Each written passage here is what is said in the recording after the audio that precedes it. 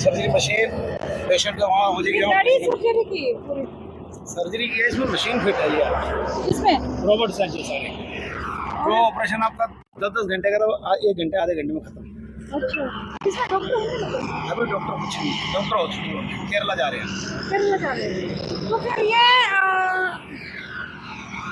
इसमें सिर्फ सामान लेके जाते हैं क्या सर्जरी नहीं सामान नहीं ले जाते, हम डेमो को नहीं जाते हैं। इसी में फिट होती है? इसी में फिटिंग है मशीन, वो सिर्फ इसलिए है कि वो अपना डेमो करते हैं। अच्छा उसके इसमें सिखाते हैं आप, डेमो होता है इसमें सिखाते हैं ये सारा। और कौन सा ऑपरेशन, कौन सा भी?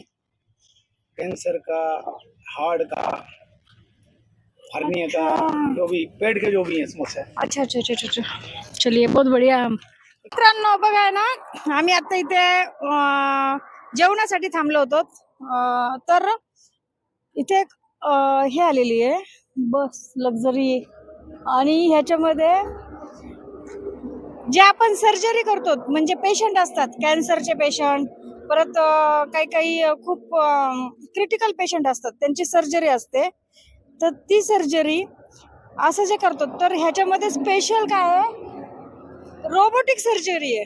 म्हणजे याच्यामध्ये हे सगळं मशीनद्वारे सर्जरी होतं, आणि ज्या सर्जरीला 10-10 तास लागतात ती सर्जरी ह्या मशीनद्वारे फक्त अर्ध्या तासामध्ये होतीये.